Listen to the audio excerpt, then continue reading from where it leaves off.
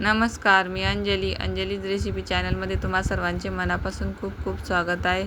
तर आजची रेसिपी आहे मस्त अशा आषाढ स्पेशल गव्हाच्या कापण्या। करायला अगदी सोपे आहेत आणि या वातड होऊ नये म्हणून खास टिप्स सांगितलेल्या आहेत। त्यासाठी व्हिडिओ शेवटपर्यंत बघा। आवडला असल्यास एक लाईक करा।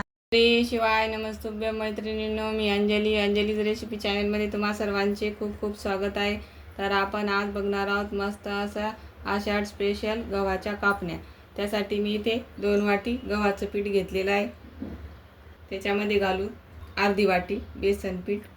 टेस्ट छान येण्यासाठी इथे थोडीशी बडीशेप कुटून घेतलेली आहे। 2 चम्मच तीळ घालते आणि इथे घेतलेले आहे त्याच वाटीने अर्धी वाटी गूळ।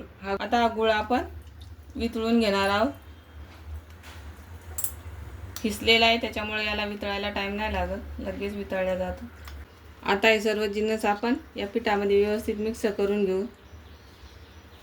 आता याच्यामध्ये थोडंसं मीठ घालू। गोडाचा पदार्थ करताना थोडं मीठ घातले तो अधिक रुचकर बनतो। आता या कापण्या एकदम खुसखुशीत होण्यासाठी आता आपण याच्यामध्ये गरम तेलाचं मोहन घालणार आहोत। इथे एका पॅनमध्ये 2 पळी तेल घातलेलं आहे। तेल आपण चांगलं गरम करून घेऊ, त्याच्यामुळे कापण्या अधिक खुसखुशीत होतात, वातड होत नाही। तर तेल इथे कडकडीत गरम झालेलं आहे। आता आपण गॅस बंद करू आणि गरम गरम तेल पिठामध्ये घालू। या पद्धतीने छान चुरका लागला पाहिजे पिठाला। आता ही चमच्याने व्यवस्थित मिक्स करून घेऊ। हाताला पोळते गरम गरम।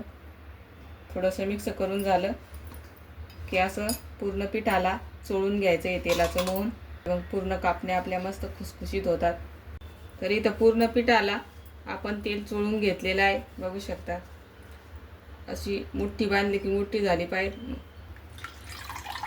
तर इथे पूर्ण गुळाचं पाणी मी गाळून घेतलेलं आहे। आता आपल्याला या गुळाच्या पाण्यामध्येच हे पीठ मळून घ्यायचं आहे। तुम्ही गुळ हवं तर कमी जास्त करू शकता। आता आपल्याला जेवढं पाणी या पिठासाठी लागेल तेवढंच पाणी वापरायचं आहे आणि पाणी कमी वाटलं तर त्याच्यामध्ये थोडंसं गरम पाणी करून तुम्ही घेऊ शकता। तुम्हाला गोड आवडत असेल जास्त तर तुम्ही गुळाचा वापर थोडा कमी जास्त करू शकता। तरी ते आपलं पीठ मळून झालेलं आहे। आता 10 मिनिटं आपण हे पीठ असंच मुरायला ठेवू। 10-15 मिनिटं झालेली आहे आणि पीठ आपलं मस्त मऊ झालेलं आहे। आता आपण याच्या कापण्या बनवायला घेऊ। आता आपण कापण्या लाटून घेऊ। कापण्या लाटण्यासाठी इथं मी एवढं पीठ घेतलेलं आहे। आता त्याला हातावर छान उंडा बनवून घेऊ। थोडासा तेलाचा हात लावून घ्यायचा कोलपाटाला, म्हणजे मग आपली पीठ कोलपाटाला चिटकणार नाही। आता आपण कापण्यासाठी पोळी लाटून घेऊ। पूर्ण दाखव। तर या पद्धतीने लाटून घ्यायची याची चपाती। तरी ते आपली चपाती लाटून झालेली आहे। तर मी या पद्धतीने चपाती लाटलेली आहे। जास्त पातळही नाही आणि जास्त जाडही नाही।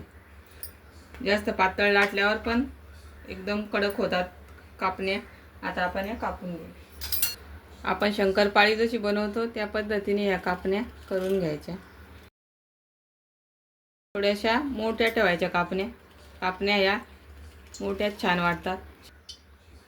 शंकरपाळ्या इतक्या बारीक नाही करायच्या कापण्या। आता कोलपाट फिरून घेतलाय मी आणि या पद्धतीने तुम्ही आकाराच्या तुम्ही कापण्या बनवू शकता, पण शक्यतो या पद्धतीच्या मोठ्या मोठ्या बनवायच्या, म्हणजे मग ते दिसायला पण छान दिसतात। सर्व कापण्या एकसारख्या होण्यासाठी या बारीक झालेल्या काढून घेऊ शकता तुम्ही। तर मी इथे बारीक बारीक कापण्या काढून घेते। आता तयार झालेल्या कापण्या एका प्लेटमध्ये मी काढून घेते आणि त्या पिठाच्या पण या पद्धतीने कापण्या करून घेते। तर इथे दोन्ही चपात्याच्या कापण्या करून झालेल्या आहेत। आता आपण या तळून घेऊ। तर इथे तेल मीडियम गरम करून घ्यायचं आणि तयार केलेल्या कापण्या या पद्धतीने तळून घ्यायच्या। कापण्या आपल्याला कढईमध्ये दाटतील एवढ्या टाकायच्या नाही, जेवढ्या बसतील तेवढ्याच टाकायच्या। मध्यम गॅसवर आपल्याला हे तळून घ्यायचे आहे, म्हणजे मग एकसारख्या तळल्या जातील मधातून मस्त खरपूस। तर मस्त फुगलेल्या आहेत आपल्या या कापण्या, बघू शकता टम्म फुगलेल्या आहेत। मस्त आपल्याला या सोनेरी कलरवर छान कमी आचवरच तळून घ्यायच्या। मस्त सोनेरी रंगावर या कापण्या तळून झालेल्या आहेत, बघू शकता. आता याच्यामधलं पूर्ण तेल निथळून काढू आणि कापण्या काढून घेऊ. राहिलेल्या कापण्या आपण त्या कापण्याप्रमाणे तळून घेऊ. तर या कापण्या पण आपल्या मस्त सोनेरी तळल्या गेलेल्या आहेत. आता आपण ह्या काढून घेऊ. तरी ते आपल्या पूर्ण कापण्या तळून झालेल्या आहेत, बघू शकता. मस्त सोनेरी रंगावर तळल्या गेलेल्या आहेत. अगदी वातड होत नाहीत, काय नाहीत. या पद्धतीने कापण्या केल्यावर तुम्ही बघू शकता मस्त ठिसूर झालेल्या आहेत या कापण्या. तर कशी वाटली रेसिपी नक्की कमेंटमध्ये सांगा. आवडली असेल तर लाईक शेअर सबस्क्राईब करा. धन्यवाद.